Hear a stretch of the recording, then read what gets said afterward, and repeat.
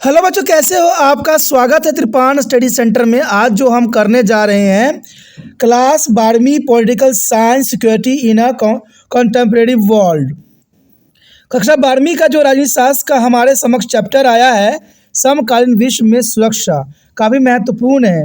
इसमें हम कुछ क्वेश्चन को उठाएंगे जो कि काफ़ी महत्वपूर्ण रहेगा एग्ज़ाम व्यू से।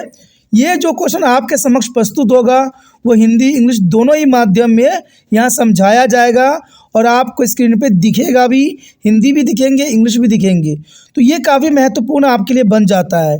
इसमें हम विस्तार पर चर्चा करेंगे, हर एक पहलू को एनालाइज करेंगे और समझेंगे हर एक छोटी बातों को जो अब तक आप नहीं समझ पाए थे। अब देखते हैं हमारा आज टॉपिक क्या है कि किसी सरकार के पास युद्ध की स्थिति में क्या विकल्प रहते हैं। देखिए, ये भी बात यहाँ एनसीईआरटी के अंतर्गत है कि किसी सरकार के पास युद्ध की स्थिति में क्या विकल्प रह जाते हैं। तो यहाँ विकल्पों पे हमने जो है चर्चा करना है और जानना है। देखा जाए तो बुनियादी तौर पर किसी सरकार के पास युद्ध की स्थिति में 3 विकल्प ही बचते हैं और ये 3 विकल्प काफ़ी महत्वपूर्ण रखता है। पहला विकल्प जो यही कहता है कि आत्मसमर्पण कर देना। अगर लगता है आपको कि आप उस राजा से नहीं जीत पाते हो या आपके सैनिक में इतनी क्षमता नहीं है, तो उस राजा के पास सिर्फ एक ही विकल्प रहता है या उस सरकार के पास एक ही विकल्प रहता है कि वह आत्मसमर्पण कर दे।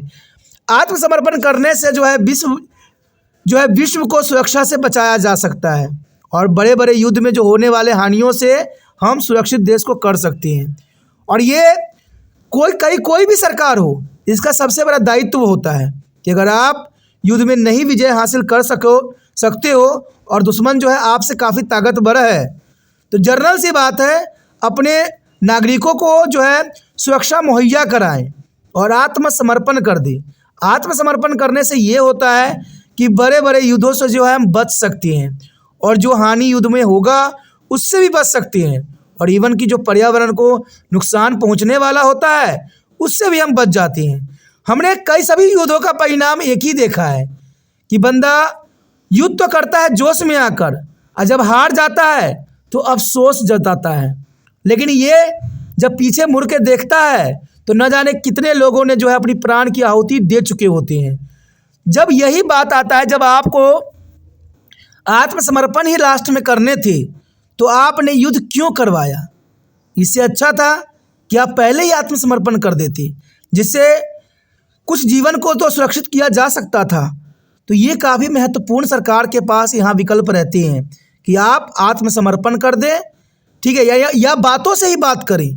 कहते हैं आज हम आधुनिक युग में हैं, आज हमारे पास राजा महाराजा की स्टोरी नहीं चलती है, आधुनिक युग है और यहाँ पर आधुनिक युग में एक ही बात रहती है कि आप आत्मसमर्पण कर दें या सरकार से बातें करके देखें, विश्व के स्तर पर अपनी बात रखें जिससे युद्ध को रोका जा सके। युद्ध को जो है अंतिम विकल्प ही मानना चाहिए, प्रथम विकल्प नहीं होना चाहिए, क्योंकि युद्ध से जो होता है किसी भी देश का नुकसान ही होता है, फ़ायदा कभी नहीं होता है। दूसरी पॉइंट की तरफ अगर हम नज़र डालें तो कहते हैं दूसरे पक्ष की बात के बिना युद्ध किए मना लेना। देखिए, ये भी बात काफ़ी महत्वपूर्ण है कि आप युद्ध ना करें, आप उसको मनाने की कोशिश करें, उसकी समस्याओं को सुनें कि आखिर वो देश चाहता क्या है और क्या आपको उसमें कितना नुकसान हो सकता है या आपको क्या फ़ायदा मिल रहा है। कहते हैं दूसरे देशों को मना लेना ही युद्ध से बचाव करने का सबसे बड़ा पक्ष होता है। युद्ध से होने वाले नाश को इस हद तक बढ़ाने का संकेत देना कि दूसरा पक्ष जो है सहम होकर हमला करने के बजाय आए या युद्ध ठन जाए तो अपनी रक्षा करना ताकि हमलावर देश अपने मकसद में कामयाब न हो सके और पीछे हट जाए। तो जर्नल सी बात है, अगर कोई देश आप पर अटैक कर रहा है और बात नहीं मान रहा है तो जर्नल सी बात है आप पहले ही पूरी शक्ति के साथ उस पर अटैक कर दीजिए जिससे वो पहले ही बार में वो हार जाए। इससे ये होता है कि बहुत बड़ी जो नुकसान दोनों देश को होने वाला होता है उससे बचा जा सकता है। लोग क्या करते हैं, धीरे धीरे युद्धों को जो है संचालन करते हैं। धीरे धीरे युद्ध संचालन करने से ये होता है कि वहाँ के जीव जंतु, आम नागरिक, पेड़ पौधे सब नष्ट होते रहते हैं धीरे धीरे। इसलिए अच्छा यही है कि असमय हमला करने के बजाय आए या युद्ध ठन जाने पर अपनी रक्षा करना ताकि हमलावर देश अपने मकसद में कामयाब न हो सके और उसको पीछे हटना पड़ जाए, क्योंकि जब एक ही बार युद्ध की जो वो प्रहार पड़ेगी तो जर्नल सी बात है उसको जो है पानी पीने का होश भी नहीं रहेगा और वो सरेंडर कर देगा 2 ही मिनट में। तो इससे जो होता है जो आने वाले युद्ध होते हैं उनसे बचा जा सकता है। हम देखते हैं आधुनिक युग में भी आप देख रहे होंगे, हमने प्रथम विश्व युद्ध देखा, द्वितीय विश्व युद्ध देखा, अब तीसरे विश्व युद्ध के तरफ हम बढ़ चुके हैं। यहाँ पर भी यही हो रहा है, 2-3 साल से जो है युद्ध हो रहे हैं, ना तो वहाँ पर कोई उपज हो रही है, ना खाने को है, ना पीने को है। ऐसी हालत में लोग कैसे आगे जीवन यापन कर सकते हैं? और ये युद्ध सिर्फ 2 विचारों का होता है। कहते हैं 2 लोगों के विचारों का जो युद्ध होता है वो ऐसा नहीं होना चाहिए। युद्ध ही हमारा आखिरी विकल्प नहीं होना चाहिए। युद्ध के लिए आप आपस में बात भी कर सकते हो, मनाने की कोशिश भी कर सकते हो। कहते हैं जो बने मानवता के कल्याण के लिए वो आप कर सकते हो। अगर आपको नहीं माना जा रहा है तो एकाएक अटैक कीजिए, एक ही बार में अटैक कीजिए, जिससे साल 2 साल 4 साल की वाली घटनाएं न हो। तीसरी बात अगर हम देखें तो हमलावर को पराजित कर देना। हमलावर को जो है डायरेक्ट आप पराजित कर दीजिए, ये हमारा तीसरा विकल्प रहता है सरकार के पास।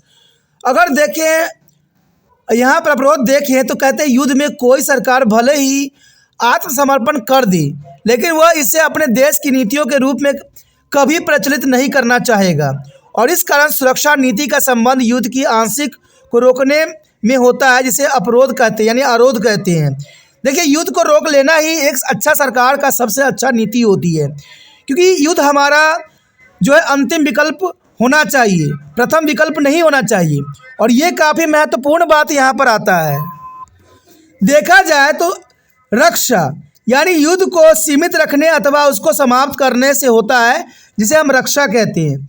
रक्षा का मतलब होता है युद्ध को सीमित रखने तथा उसको समाप्त करने की हमें सदैव कोशिश करना चाहिए। और ये कोई भी महत्वपूर्ण सरकार के लिए महत्वपूर्ण रहता है कि अपनी जनता को, अपने देश के लोगों को सुरक्षा मुहैया कराया जाए, युद्ध में न धकेला जाए, क्योंकि युद्ध से मानव जाति के तो हानि होता ही होता है, प्लस देखा जाए तो जीव जंतु पर्यावरण को जो नुकसान पहुंचता है उसका भरपाई 100 सालों में भी नहीं होता है। आप लोग तो अपने जो है मन की इच्छा पूरा करने में युद्ध में लग जाते हो, लेकिन कभी सुना है, देखा है कि जो कहते हैं जीव जंतु मरते हैं, जो पेड़ पौधों को नुकसान होते हैं, क्या आप कुछ सालों में इसकी भरपाई कर सकोगे? संभव ही नहीं रहता। तो इसलिए युद्ध जो होता है किसी भी देश के लिए अंतिम विकल्प ही होना चाहिए, प्रथम विकल्प नहीं होना चाहिए। अगर बातों से मानी जा सके तो उसमें ही हमें अपने आप को श्रेष्ठता साबित करने की कोशिश करना चाहिए। तो इसी के साथ हमारा ये क्वेश्चन ख़त्म हो जाता है, जो काफ़ी महत्वपूर्ण था, काफ़ी महत्वपूर्ण पॉइंट था। अगर आपको समझ में आया, अच्छा लगा और चाहते हो कि और भी वीडियो आपको इसी प्रकार मिलता रहे तो जनरल सी बात है शेयर कीजिए, क्योंकि शेयर कीजिएगा तभी तिरपान सेंटर आपके लिए कार्यरत रहेगा और तभी आपके लिए वीडियो बनाएगा। क्योंकि तिरपान सेंटर चाहता है कि हर एक बच्चों तक वीडियो पहुँचे और वो भी इस वीडियो से अनभिज्ञ हो सके, देख सके, समझ सके, क्योंकि ये ज़रूरी है। क्योंकि तिरपान सेंटर मानता है कि शेयर ही दूसरे बच्चे का केयर हो सकता है। तो सोचिए नहीं, जितना हो सके इस वीडियो को शेयर कीजिए। पहली बार मेरे चैनल पे आए हो, पहली बार वीडियो देख रहे हो, समझ में आ रहा है, अच्छा लग रहा है, चाहते हो कि और भी वीडियो आपको इसी प्रकार मिलता रहे तो जनरल सी बात है दोस्तों, चलो सब्सक्राइब कीजिए। सब्सक्राइब कीजिएगा तो यहाँ पर आपके समक्ष बहुत से विकल्प खुलेंगे। यहाँ 8 से लेकर MA तक बच्चों के लिए सारे वीडियो उपलब्ध हैं जो आपको काफ़ी महत्वपूर्ण रहेंगे। तो सोचिए नहीं, विचार ना कीजिए, अभी तिरपान सेंटर को सब्सक्राइब करके अपने मोबाइल में सेव कीजिए।